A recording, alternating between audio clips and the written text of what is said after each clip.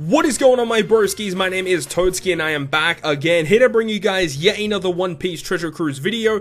In today's video, we are going to be doing a playthrough of the brand new World Clash event that has just started on One Piece Treasure Cruise Japan, Global Korea, and Traditional Chinese version, and we've been live streaming for the first 3 hours of the event over on the Twitch channel. So big shout out to all you guys who went out to the stream, greatly appreciate you guys being over there. And in this video, I'll be doing my playthrough of the Luffy stage, the Sabo stage, and the Jinbei stage. So if you guys are wondering how come only 3 of the stages are actually accessible, and how come my ones are different to your ones, there is a graphic that's going to be on the actual screen right now. So big shout out to the subreddit for organizing this. The fact that it is dependent on your 6th digit in your ID is dependent on what dungeons you'll be able to run. So because my ID on the 6th digit is actually a 3, means that Sabo, Luffy, and Jinbei are the dungeons I'll be able to play. So depending on what ID you have, depends on what dungeon is going to be available. And that will change on day 3 of the event. Days 2 and 4 of the event are going to be the sabotage days, where all dungeons are available, I believe, and you can run them 10 times per day to minus points away from the Japan side of the game. And also the fact that on days 5 and 6, I believe all of the stages will be available. So this is going to be a pretty interesting event, so hopefully you guys do go on to enjoy this video, and now we'll go over to the actual playthrough of each of these dungeons, and I'll catch you guys next time. Okay, so the first of these dungeons that we're going to be talking about is the Luffy dungeon. So, the Luffy dungeon, obviously if you have all of the boosted units being the Akainu, the Sakazuki, Blackbeard, and Luffy himself, this particular dungeon is going to be quite straightforward. However, for most people who do not have those units, of course, you do have to resort to some pretty weird stuff. Now, the fact that some units are not classified as boosted units, it actually does kind of hinder the teams a lot, because it does mean that the teams are going to be a lot slower.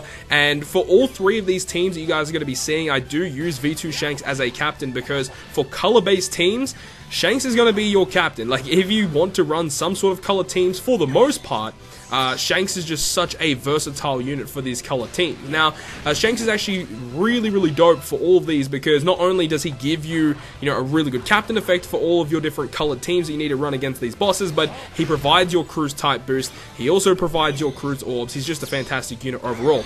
Here in this stage, on stage 3, Luffy has 3.85 million HP, and he will go ahead and preemptively despair you for 5 turns, so this is why having a unit that can remove despair will be quite useful here. In my example here, I could use Sengoku, I could stall for Sengoku special, but I actually need his 2 times orb boost on the last room. I actually can go ahead and use Marco here to heal me back up, which is quite nice. He also does increase your damage taken for 5 turns. I believe it's double the damage taken, so having a unit that can remove that, namely like the quick rare recruit World Clash Akainu, will be quite good for that, specifically to help you remove those certain debuffs. And also below 50%, that Luffy will enrage for 10 turns.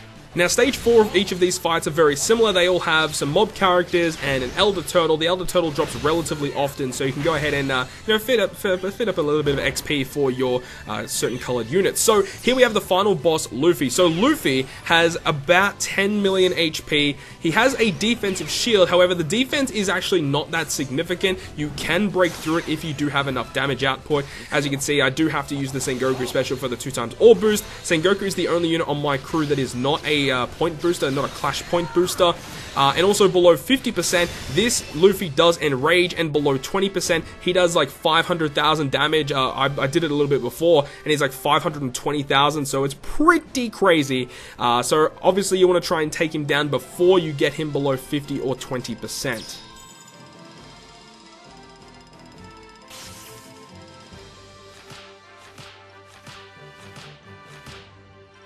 The next of these stages that we're going to be discussing is the Sabo stage. Now, many people, including myself, believe that the Sabo stage is actually the easiest of all of these stages. Not only just because, obviously if you have V2 Shanks, it makes it extremely easy, but just from what he does compared to everyone else, Sabo does seem to be the easiest boss in terms of mechanics and workarounds and stuff like that. So yeah, he's actually really straightforward. So on the 3rd stage, you do encounter the mini-boss Sabo once again. He has just over 4 million HP, and he does a a preemptive poison for some reason. The poison is very minimal though, you don't really have to worry about it too much. He gives you an orb boost as well. Now I believe this orb boost, a couple of people in my stream were saying that they calculated it, and apparently it's a 1.75 times orb boost. So that's actually quite nice. You don't even need to bring your own orb booster for this fight, because the orb boost he gives is actually pretty significant.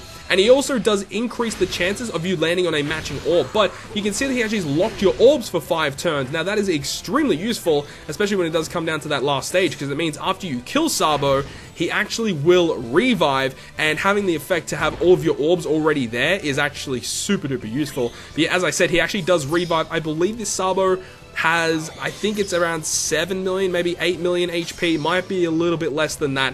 It's hard to tell exactly how much HP each of these bosses has at this current time, just because not too many people are doing research on these stages. People are just trying to fly through it, earn as many points as possible. But Sabo does have a special limiter. You can only use 2 specials per turn against him. He does have a delay protector as well, and as you can see, he revives with about half of his health, and he will go ahead and deal a lot of damage to you. I believe it's a health cut, but people are saying that it is also a nuke as well, like around a 30,000 hit nuke as well. So you do have to take that into account. If you do have to take a hit, there is the Fortnite Haruta that you got given for free from the login missions, who does reduce damage taken by 80%. So that could be quite useful against this particular fight.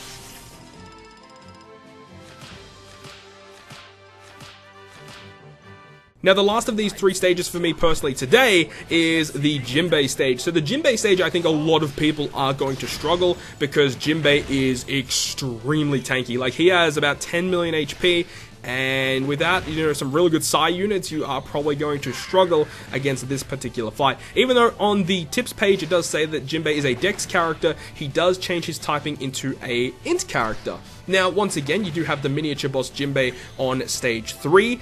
This stage 3 Jinbei will go ahead and actually give you, once again, like the Sabo stage, a 1.75 times orb boost. He also will go ahead and target lock the mob character that is also on that stage.